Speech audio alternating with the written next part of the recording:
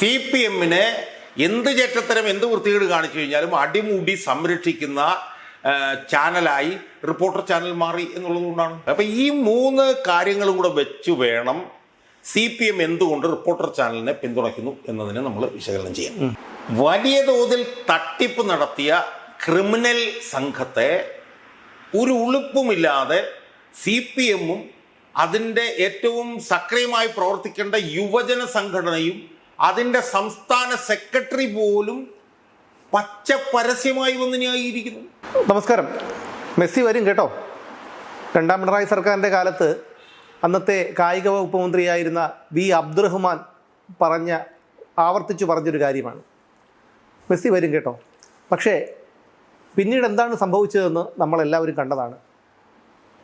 Reporter ചാനലിൻ്റെ മേധാവി ആൻഡോ Augustine അയാൾ 126 കോടി അർജൻറ്റീന ഫുട്ബോൾ അസോസിയേഷന് നൽകി എന്നാണ് ഇതുവരെ പറഞ്ഞിരുന്നത്. അതിൻ്റെ രേഖകൾ ആവശ്യപ്പെട്ടപ്പോൾ അയാൾ അന്ന് പറഞ്ഞത് അത് കോൺഫിഡൻഷ്യലാണ്, അത് പുറത്തുവിടാൻ കഴിയില്ല എന്നൊക്കെയാണ്. പക്ഷേ ഇന്ന് കള്ളം പുറത്തു വന്നിരിക്കുന്നു. അപ്പോൾ ആൻഡോ അഗസ്റ്റിനെ കുറിച്ച് എനിക്ക് കൂടുതലൊന്നും പറയാനില്ല. അയാളെക്കുറിച്ച് അയാളൊരു മരം വെട്ടുകാരനാണ്, തട്ടിപ്പുകാരനാണ്, നഖത്തിനിടയിൽ വരെ കള്ളം കൊണ്ട് നടക്കുന്നവനാണ്, തുറന്നാൽ നുണ പറയുന്നവനാണ്. ഇത് നമുക്കെല്ലാവർക്കും അറിയാവുന്ന ഒരു കാര്യമാണ്. അതുകൊണ്ട് ആൻഡോ അഗസ്റ്റിനെ കുറിച്ച് എനിക്ക് കൂടുതൽ പറയാനില്ല. എനിക്ക് പറയാനുള്ളത് ഈ ആൻഡോ അഗസ്റ്റിനെ പിന്തുണയ്ക്കുന്ന CPM-നെ കുറിച്ചും DYFI-യെ കുറിച്ചുമാണ്. ഇടത് സൈബറിടങ്ങൾ നോക്കൂ. ഇടത് സൈബറിടങ്ങളിൽ ആൻഡോ അഗസ്റ്റിന് അങ്ങ് വളരെ ഒരു വീരപുരുഷനായി അയാളെ അങ്ങ് അവരോധിക്കുകയാണ്. ഇന്നലെ രാത്രി അയാളൊരു ഫേസ്ബുക്ക് കുറിപ്പുമായി സ്വയം ന്യായീകരിക്കുന്ന ഒരു ഫേസ്ബുക്ക് കുറിപ്പുമായി രംഗത്ത് വന്നിരുന്നു. അതിലൊരു 6 ചോദ്യങ്ങൾ അയാൾ ചോദിക്കുന്നുണ്ട്. ആ 6 ചോദ്യങ്ങൾക്ക് മറ്റ് മാധ്യമങ്ങളും ജനങ്ങളും ഉത്തരം പറയണമെന്നാണ് അയാൾ പറയുന്നത്. അതിനേക്കാൾ എളുപ്പം ഈ 6 ചോദ്യങ്ങളുടെ തെളിവുകൾ അയാൾ പൊതുസമൂഹത്തെ കാണിച്ചാൽ പോരെ. പക്ഷേ അവിടെയും ഈ DYFI ഇയാളെ ന്യായീകരിക്കുകയാണ്. അവിടെ DYFI-യുടെ ഒരു വളരെ അത്ഭുതപ്പെടുത്തുന്ന ഒരു പിന്തുണ ഇയാൾക്കുണ്ട്. അപ്പോൾ ഇവിടെ എന്താണ് ഒരു വലിയൊരു തട്ടിപ്പ് നടന്നിരിക്കുന്നു, ഒരു കള്ളം നടന്നിരിക്കുന്നു. അവിടെ ഈ DYFI-ക്കും CPM-നുമൊക്കെ എന്താണ് ഒരു കാര്യം? ഇല്ല, നമ്മൾ കുറച്ച് പുറകോട്ട് പോയി വേണം ഇത് ആരംഭിക്കാൻ എന്ന് എനിക്ക് തോന്നുന്നു. അതായത് 2020 എന്നാണ് എൻ്റെ ഓർമ്മ, ഈ മുട്ടിൽ മരമുറി എന്ന് പറഞ്ഞിട്ട് വലിയൊരു മരം കൊള്ള വയനാട്ടിൽ നടക്കുന്നു. എത്ര കോടി രൂപയുടെയാണെന്നുള്ളത് സംബന്ധിച്ച് നമുക്കിപ്പോഴും അറിയില്ല. ആ മുട്ടിൽ മരമുറി നടക്കുന്ന സമയത്ത് 1-ാം പിണറായി സർക്കാരാണ് അധികാരത്തിലുള്ളത്. അന്ന് വനം വകുപ്പ് മന്ത്രിയും റവന്യൂ വകുപ്പ് മന്ത്രിയും CPI-യുടേതാണെന്ന് നമ്മൾ ഓർത്തുകൊള്ളണം. അപ്പോൾ അങ്ങനെ ആ മരം മുറിയുമായി ബന്ധപ്പെട്ട വിഷയം എന്താണെന്ന് ചോദിച്ചാൽ, ഒരു 3-4 രാജകീയ മരങ്ങളുണ്ട്. തേക്ക്, ഈട്ടി, ചന്ദനം എന്നൊക്കെ പറയുന്നത് 3-4 രാജകീയ മരങ്ങൾ. ആ രാജകീയ മരങ്ങൾ മുറിക്കാൻ പാടില്ല. അതിപ്പോൾ കർഷകരുടെ കൃഷിഭൂമിയിലാണ് നിൽക്കുന്നതെങ്കിലും അത് മുറിക്കാൻ പാടില്ല. അത് മുറിക്കണോ വേണ്ടോ എന്നുള്ള വിഷയമൊക്കെ അവിടെ നിൽക്കട്ടെ. സംഭവിച്ചെന്താണെന്ന് വെച്ച് കഴിഞ്ഞാൽ, അത് മുറിച്ചു മാറ്റാം എന്ന് പറഞ്ഞുകൊണ്ട് അന്നത്തെ റവന്യൂ വകുപ്പ് ഒരു ഉത്തരവിറക്കുന്നു. എന്ന് മാത്രമല്ല, അതിൽ ഏറ്റവും ദുരൂഹമായിരുന്നു എന്താണെന്ന് ചോദിച്ചാൽ, അത് മുറിച്ചു മാറ്റുന്നതിനെ വനം വകുപ്പ് ഉദ്യോഗസ്ഥർ തടഞ്ഞാൽ ആ തടയുന്ന വനം വകുപ്പ് ഉദ്യോഗസ്ഥർക്കെതിരെ നടപടി ഉണ്ടാവും എന്നുള്ളത്. അത് അങ്ങനെ ഒരു ഉത്തരവ് കേരളത്തിൻ്റെ ചരിത്രത്തിൽ ഇറങ്ങിയിട്ടില്ല എന്നുള്ളതാണ്. അതായത് ഈ മരങ്ങൾ മുറിക്കുന്നത് നിയമവിരുദ്ധമാണ്, വനം വകുപ്പിൻ്റെ നിയമമൊക്കെ ആയിട്ട് ബന്ധപ്പെട്ടുകൊണ്ട്. അപ്പം നിയമവിരുദ്ധമായി ഒരു കാര്യം ചെയ്യുന്നവരെ അതിൽ നിന്ന് തടയാൻ നിയമ സംവിധാനം ശ്രമിച്ചാൽ ആ നിയമ സംവിധാനത്തിനെതിരെ നടപടി ഉണ്ടാവും. ഇതായിരുന്നു ഉത്തരവ്. അതായത് ഒരു കൊലപാതകം നടക്കുന്നത് പോലീസുകാരൻ തടയാൻ വന്നാൽ നീ ആ കൊലപാതകം തടഞ്ഞു കഴിഞ്ഞാൽ നിനക്ക് ഒരു നടപടി എടുക്കും എന്ന് പറയുന്നത് പോലെ. മനസ്സിലായില്ല? എന്നിട്ട് എന്താ സംഭവിച്ചതെന്ന് ചോദിച്ചു കഴിഞ്ഞാൽ, ഈ ഉത്തരവിറങ്ങി ഏതാണ്ടൊരു 90 ദിവസത്തോളം ഈ ഉത്തരവ് അങ്ങ് നിലനിന്നു. 90 ദിവസം കഴിയുമ്പോഴാണ് ഇത് വിവാദമാകുന്നതും ഇത് പിൻവലിക്കുന്നത്. ആ 90 ദിവസത്തിനിടയിൽ ഈ മരങ്ങളെല്ലാം എത്ര കോടി രൂപയുടെ മരം പോയി എന്ന് പറഞ്ഞാൽ, ഏതാണ്ട് അന്നത്തെ അവിടുത്തെ പരിസ്ഥിതി പ്രവർത്തകരോട് പറഞ്ഞു കഴിഞ്ഞാൽ 4 കോടി 5 കോടിയൊക്കെ വില വരുന്ന 2-3 ആളുകൾ പിടിച്ചാൽ പോലും കിട്ടാത്ത അത്ര വലിയ ഈട്ടി, തേക്ക്, ഇതിൻ്റെയൊക്കെ മരങ്ങളൊന്നും മുറിച്ചു എന്നാണ്. ഈട്ടി എന്നൊക്കെ പറഞ്ഞു കഴിഞ്ഞാൽ ഈ വിദേശത്തേക്ക് പോകുന്നത് ഈ വയലിനൊക്കെ ഉണ്ടാക്കാനുള്ള തടിയായിട്ട് വളരെ പ്രശ്നം, വലിയ വിലയാണ്. അപ്പം ഈ 90 ദിവസത്തിനിടയിൽ ഇത് വലിയ വാള് ലോറിയൊക്കെ ഇട്ട് കൊണ്ടുവന്ന് വലിയ മരങ്ങളൊക്കെ 5 മിനിറ്റും 10 മിനിറ്റിനുള്ളിൽ തന്നെ മുറിച്ച് അത് നേരെ എറണാകുളത്ത് കൊണ്ടുവന്ന് എറണാകുളത്ത് നിന്ന് തുറമുഖത്തേക്ക് പോയി തുറമുഖത്തേക്കൊക്കെ മണിക്കൂറുകൾക്കുള്ളിൽ തന്നെ ഇത് വെട്ടി തുറമുഖത്തു നിന്ന് കടത്തപ്പെടുകയായിരുന്നു എന്നാണ് പിന്നെ വിവരം ലഭിക്കും. അപ്പൊ അങ്ങനെ ഒരു പെരുംകൊള്ള 2020 നടന്നു. സ്വാഭാവികമായും ജനങ്ങളോട് പ്രതിബദ്ധതയുള്ളൊരു ഗവൺമെൻറ് ആയിരുന്നെങ്കിൽ ആ മരം കൊള്ള, ആ വനം കൊള്ള സമയബന്ധിതമായി അന്വേഷിച്ച് കണ്ടുപിടിക്കണമായിരുന്നു. അത് അന്വേഷണം എങ്ങും എത്തിയില്ല. അന്ന് ഈ ചതഞ്ഞ UDF ആയിരുന്നു പ്രതിപക്ഷം, അവർക്കൊരു യുക്കും ചെയ്യാൻ പറ്റിയില്ല. CPIയുടേതായിരുന്നു മന്ത്രി. അന്ന് അതിൻ്റെ ഏറ്റവും നിർണായകമായിട്ടുള്ള ഉത്തരവ് കൊടുത്തവനാണ് പിന്നീട് ചീഫ് സെക്രട്ടറി ജയതിലകൻ. അവൻ്റെയാണ് ഞാൻ ഈ പറഞ്ഞ വിവാദമായിട്ടുള്ള ഉത്തരവുണ്ടല്ലോ, അത് അവൻ്റെ. അതെല്ലാം അതെങ്ങും എത്തിയില്ല. അപ്പം യഥാർത്ഥത്തിൽ നമ്മൾ അപ്പം അത് പുറത്തു വന്നപ്പോഴാണ് നമുക്ക് മനസ്സിലാവുന്നത് ഈ അഗസ്റ്റിൻ സഹോദരന്മാർ, ആൻഡോ അഗസ്റ്റിൻ, റോഗി അഗസ്റ്റിൻ, ജോസൂട്ടി അഗസ്റ്റിൻ, ഈ 3 പേരാണ് അതിൻ്റെ പുറകിൽ ഉള്ളത് എന്നുള്ള വാർത്ത അതിനകത്ത് പുറത്തു വന്നു. ഈ റിപ്പോർട്ടർ ചാനലൊക്കെ ആയിട്ട് ബന്ധപ്പെട്ട് അതിൻ്റെ ഉടമയായിട്ട് അന്ന് നിന്നിരുന്ന നികേഷ് കുമാർ ഉൾപ്പെടെയുള്ള ആളുകൾ ഉൾപ്പെടുന്ന ഒരു വലിയ സംഘം ഇതിൻ്റെ പുറകിലുണ്ട് എന്ന് പുറത്തു വന്നു. അപ്പോൾ നമ്മൾ പുറകോട്ട് നോക്കിയാൽ നമുക്ക് കാണാൻ കഴിയുന്നത് 2020 മുട്ടിൽ മരമുറി ഉണ്ടായ കാലം മുതൽ തന്നെ ഈ അഗസ്റ്റിൻ സഹോദരന്മാർക്ക് സംരക്ഷണ വലയം തീർത്തിരുന്നത് CPM ആയിരുന്നു എന്ന് നമുക്ക് കാണാൻ പറ്റും. അതെ, അല്ലാതെ ഇപ്പോൾ പൊടുന്നനെ ഈ വിഷയം, ഈ മെസ്സിയെ കൊണ്ടിരുന്ന വിഷയം വന്നപ്പോഴത്തേക്ക് CPM അതിനകത്ത് ചാടി വീണതല്ല. മനസ്സിലായില്ലേ? അപ്പോൾ 2020 മുതൽ ഇവർക്ക് അടിമുടി അടപടലം സംരക്ഷണം കൊടുക്കുന്ന ഇത് CPM ആയിരുന്നു. അന്ന് നികേഷ് കുമാർ പിന്നെ റിപ്പോർട്ടർ ചാനലായിരുന്നെങ്കിൽ CPMൻ്റെ വിധേയനായിരുന്നു. അയാൾ പിന്നീട് CPMൽ ചേർന്നു. അയാൾ ഇപ്പോൾ പിന്നെ കണ്ണൂർ ജില്ലാ കമ്മിറ്റി അംഗമാണ്. മനസ്സിലായില്ലേ? അപ്പം CPMൻ്റെ പിന്തുണ അന്ന് തുടങ്ങിയതാണ്. 2020 മുതൽ 2026 വരെ പിണറായി സർക്കാരാണ് അധികാരത്തിൽ ഇരുന്ന സമയത്തൊന്നും ഈ മുട്ടിൽ മരമുറി കേസ് എങ്ങും എത്തിയില്ല. മനസ്സിലായില്ലേ? അപ്പം അതിൻ്റെ പശ്ചാത്തലത്തിൽ വേണം ഈ മെസ്സിയെ കൊണ്ടിരുന്ന വിഷയത്തിൽ CPM DYFI ഒക്കെ എടുക്കുന്ന നിലപാടുകളെ നമ്മൾ വിശകലനം ചെയ്യാം. മനസ്സിലായില്ലേ? ഇപ്പം മുട്ടിൽ മരമുറി കേസിൻ്റെ വിഷയം എന്താ? മുട്ടിൽ മരമുറി കേസ് ഏതോ കീഴ്ക്കോടതിയിൽ അത് തള്ളിക്കളയേണ്ട ഡിസ്ചാർജ് പെറ്റീഷൻ ഇവർ കൊടുത്തത് അംഗീകരിച്ചില്ല. അത് തള്ളി വിചാരണ നേരിടണം എന്ന് പറഞ്ഞു. ഇപ്പോൾ അവർ കോടതിയിൽ ഹാജരാകുന്ന വിഷയം വന്നു. ഇപ്പോൾ വിചാരണ ഉടനെ തന്നെ ആരംഭിക്കാൻ പോവുകയാണ്. അതാണ് മുട്ടിൽ മരം. അപ്പോൾ മുട്ടിൽ മരമുറി കേസിലും ഈ ആൻഡോ സഹോദരന്മാരെ പിന്നെ പരിധി വിട്ട് നിയന്ത്രിക്കുകയും സംരക്ഷിക്കുകയും ചേർത്ത് പിടിക്കുകയും ചെയ്തിരുന്നത് CPM ആയിരുന്നു. അതിൻ്റെ കാരണം എന്താ? അതിൻ്റെ കാരണം എന്ന് പറയുന്നത് CPMനെ എന്ത് ചെറ്റത്തരം, എന്ത് വൃത്തികേട് കാണിച്ചു കഴിഞ്ഞാലും അടിമുടി സംരക്ഷിക്കുന്ന ചാനലായി റിപ്പോർട്ടർ ചാനൽ മാറി എന്നുള്ളത് കൊണ്ടാണ്. അതെ, കാരണം CPMന് ഒരു 2023-24 ആയപ്പോഴത്തേക്കും CPMന് ഈ ദൃശ്യമാധ്യമ രംഗത്ത് അവരെ ചാനലുകൾ തിരിയും. അങ്ങനെ തിരിഞ്ഞ സമയത്തും CPM എന്ത് വൃത്തികേട് കാണിച്ചു കഴിഞ്ഞാലും CPMനെ സംരക്ഷിക്കുന്ന ചാനലായി റിപ്പോർട്ടർ ചാനൽ മാറി. അപ്പൊ ഇതൊരു ക്വിഡ് പ്രോക്കോ ആയിരുന്നു. ഇങ്ങോട്ട് പുറഞ്ഞൊറിയുന്നു, ഇങ്ങോട്ട് പുറഞ്ഞൊറിയുന്നു. നിങ്ങളെ തട്ടിപ്പിൽ നിന്ന് വെട്ടിപ്പിൽ നിന്ന് ഞങ്ങൾ രക്ഷപ്പെടുത്താം, ഞങ്ങളെ നിങ്ങൾ പിന്തുണയ്ക്കണം. അപ്പൊ ഇതാണ് ഈ 1-2-3 വർഷക്കാലമായി നടന്നുകൊണ്ടിരുന്നത്. ഈ നടന്നുകൊണ്ടിരിക്കുന്ന ഈ പുറഞ്ചൊറിയൽ ബന്ധത്തിന്റെ പശ്ചാത്തലത്തിലാണ് ഇപ്പോൾ CPM DYFIയും ഈ റിപ്പോർട്ടർ ചാനലിന് കൊടുക്കുന്ന പിന്തുണ നമ്മൾ വിശകലനം ചെയ്യാം. നമ്മളൊന്ന് ആലോചിച്ച് നോക്കിയാൽ കഴിഞ്ഞ ഒരു 1-2 വർഷക്കാലമായി റിപ്പോർട്ടർ അതിശക്തമായി CPMനെ പിന്തുണയ്ക്കായിരുന്നു. തെരഞ്ഞെടുപ്പിന്റെ സമയത്ത് അങ്ങേയറ്റം ലോക്ക് സ്റ്റോക്ക് ആൻഡ് ബാരൽ CPMനെ പിന്തുണച്ച ഏക ചാനൽ റിപ്പോർട്ടർ മാത്രം. ബാക്കി ചാനലുകൾ മുഴുവൻ CPMനെതിരെ. അപ്പോൾ 1 തെരഞ്ഞെടുപ്പിന് മുമ്പുള്ള പിന്തുണ, 2 തെരഞ്ഞെടുപ്പ് കാലത്തുള്ള പിന്തുണ. ഇപ്പം ഈ 3 മാസക്കാലം എടുത്തു നോക്കി.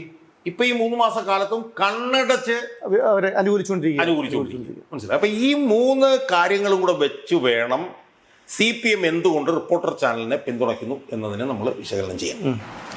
ഇനി നമ്മൾ ഈ വിഷയത്തിലേക്ക് വന്നു കഴിഞ്ഞാൽ ഇതിൻ്റെ ഒരുപാട് വിഷയങ്ങളുണ്ട്. ഞാൻ എൻ്റെ സംഘടനകളിലേക്ക് പോകുന്നു. കാരണം എല്ലാ ചാനലും എടുത്ത് എല്ലാ ദിവസവും ഇത് ചർച്ച ചെയ്തുകൊണ്ടിരിക്കുകയാണ്.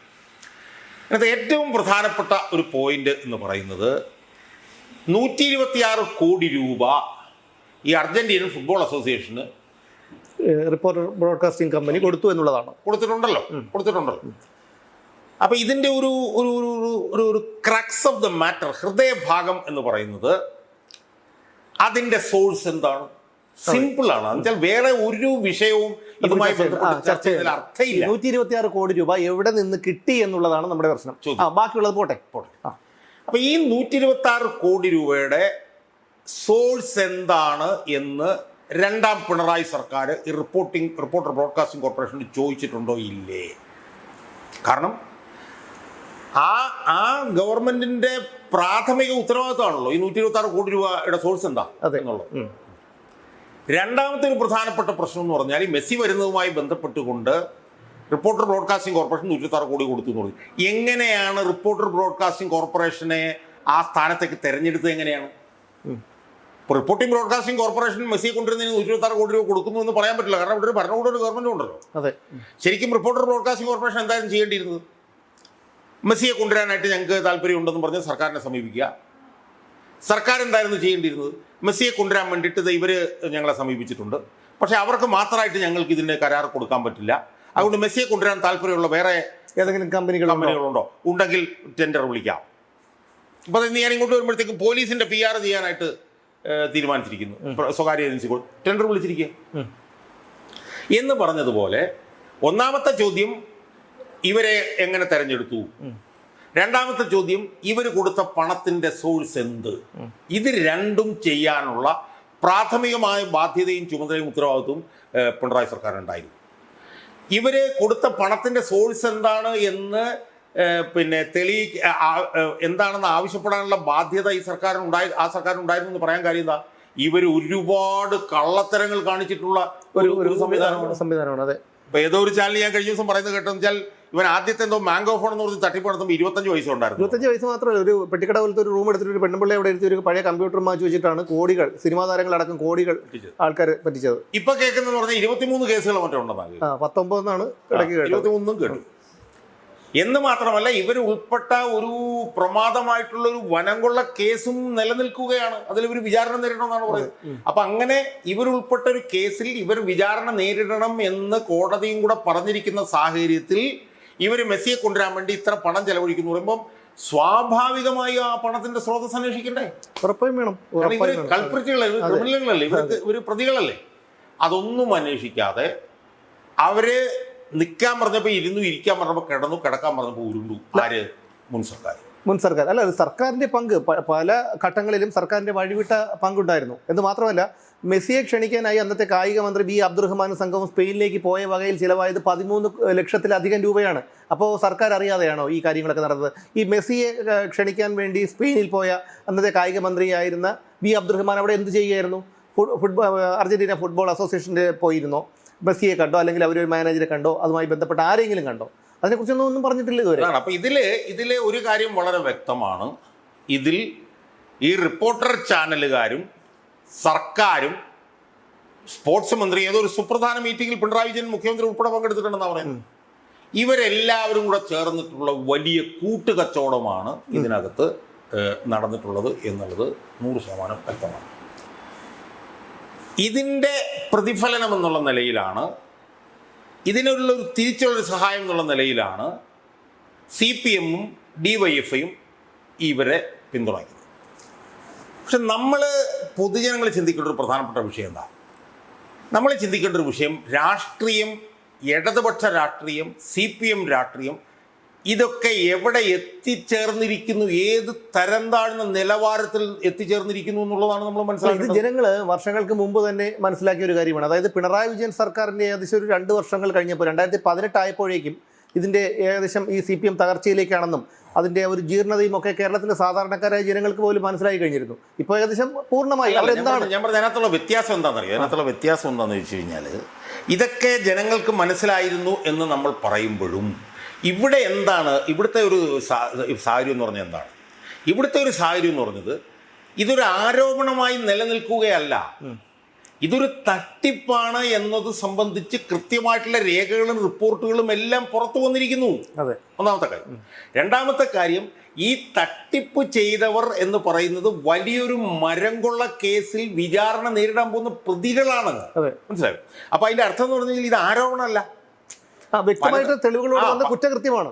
പലതും നമുക്ക് വേണമെങ്കിൽ അത് ആരോപണമല്ലേ, അത് തെളിഞ്ഞില്ലല്ലോ, മറ്റേ സ്വർണ്ണക്കള്ളക്കടത്ത് തെളിഞ്ഞില്ലല്ലോ, മറ്റു തെളിഞ്ഞില്ലല്ലോ, ഇതൊക്കെ ആരോപണങ്ങളല്ലേ എന്ന് വേണം നമുക്ക് ചോദിക്കാം. ഈവൻ മാസപ്പടി പോലും പൂർണ്ണമായി തെളിഞ്ഞിട്ടില്ലല്ലോ എന്ന് വേണം നമുക്ക് ചോദിക്കാം. പക്ഷെ ഇവിടെ അതല്ല. ഇവിടെ ഇവർ വിചാരണ നേരിടാൻ പോവുകയാണ്. ഈ ആൻഡോ സഹോദരന്മാർ. അല്ല, അതിൽ തന്നെ ഇവർ ഒരു മാധ്യമ സ്ഥാപനം നടത്തുന്ന വ്യക്തികളാണ്. ഇവർ കോടതി പലതവണ ആവശ്യപ്പെട്ടിട്ട് പോലും കോടതിയിൽ ഹാജരാകാതെ ഒടുവിൽ കോടതിക്ക് തന്നെ വാറണ്ട് പുറപ്പെടുവിക്കേണ്ടി വന്നു ഹാജരാകാൻ. അതിൽ ഒരുത്തൻ ഇപ്പോഴും ഹാജരായിട്ടില്ല. അപ്പം ഇതിനുള്ള പ്രധാനപ്പെട്ട പ്രശ്നം എന്ന് പറഞ്ഞു കഴിഞ്ഞാൽ വലിയ തോതിൽ തട്ടിപ്പ് നടത്തിയ ക്രിമിനൽ സംഘത്തെ ഒരു ഉളുപ്പുമില്ലാതെ CPM-ഉം അതിൻ്റെ ഏറ്റവും സക്രിയമായി പ്രവർത്തിക്കേണ്ട യുവജന സംഘടനയും അതിൻ്റെ സംസ്ഥാന സെക്രട്ടറി പോലും പച്ച പരസ്യമായി വന്ന് ന്യായീകരിക്കുന്നു.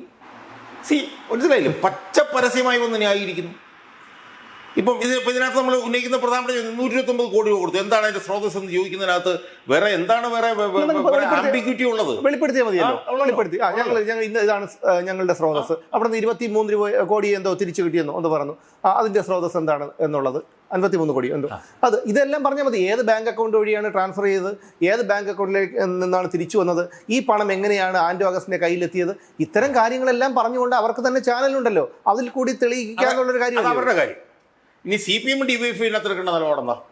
ഇത് ഇങ്ങനൊരു സാധനങ്ങൾ വന്നിരിക്കുന്നു, അതിനെക്കുറിച്ച് അന്വേഷണം നടക്കട്ടെ, അതിനെക്കുറിച്ച് തെളിയിക്കട്ടെ, ഞങ്ങൾക്ക് അതിനകത്ത് ബാധ്യതയൊന്നുമില്ല എന്ന് പറയേണ്ടതിന് പകരം ഈ പെരുങ്കള്ളന്മാരെ, കൊടും ക്രിമിനലുകളെ പച്ച പരസ്യമായി വന്ന് CPM DYFIയുടെ സംസ്ഥാന സെക്രട്ടറിയും ഒക്കെ ഉൾപ്പെടെ ഉള്ളവർ ന്യായീകരിക്കുന്നു എന്ന് പറയുമ്പോൾ ഇത് എവിടെ എന്ന് പിന്നെ കേരളത്തിലെ രാഷ്ട്രീയം എവിടെ എത്തി, കേരളത്തിലെ ഇടതുപക്ഷ രാഷ്ട്രീയം എവിടെ എത്തി, CPM രാഷ്ട്രീയം എവിടെ എത്തി എന്നുള്ളതിൻ്റെ ഒരു പുതിയ ഒരു ബെഞ്ച് മാർക്ക് ഇവർ സൃഷ്ടിച്ചിരിക്കുകയാണ്.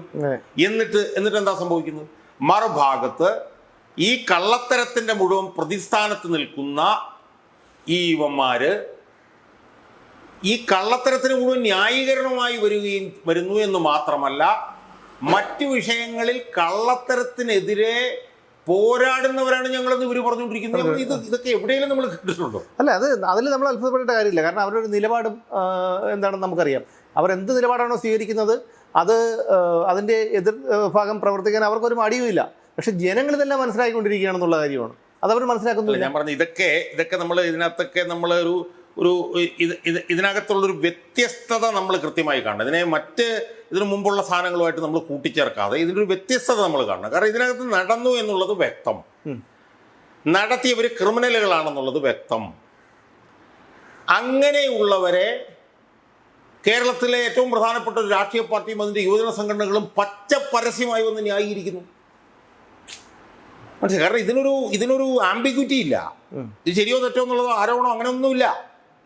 ഇത് കൃത്യമായി നടന്നിരിക്കുന്ന ഒരു സാധനമാണ്. 129 കോടി കൊടുത്തിരിക്കുന്നു. അതിൻ്റെ സ്രോതസ് എന്താണെന്നുള്ളതിനകത്തൊന്നും ബ്ലാക്ക് ആൻഡ് വൈറ്റ് ആണ്. അതിനകത്ത് വേറെ കാര്യങ്ങളൊന്നുമില്ല. അപ്പം അതിൽ നമ്മൾ മനസ്സിലാക്കേണ്ടത് CPM എന്ന് പറഞ്ഞ സംവിധാനം, അതിൻ്റെ യുവജന സംവിധാനങ്ങളൊക്കെ പച്ച പരസ്യമായി കൊടും ക്രിമിനലുകളെയും കള്ളന്മാരെയും ഒരു മറയുമില്ലാതെ വന്ന് ന്യായീകരിക്കുന്നു എന്നുള്ളിടത്തേക്ക് കാര്യങ്ങൾ എത്തിയിരിക്കുന്നു. ഈ വ്യത്യാസമാണ് ശരിക്കും പൊതുമണ്ഡലം മനസ്സിലാക്കേണ്ടതെന്ന് ഞാൻ പറയുന്നത്. അതാണ് ശരിക്കും മനസ്സിലാക്കുന്നത്. അത് നമുക്കൊന്നും ചിന്തിക്കാവുന്നതിനപ്പുറത്താണ് ഈ കാര്യങ്ങൾ.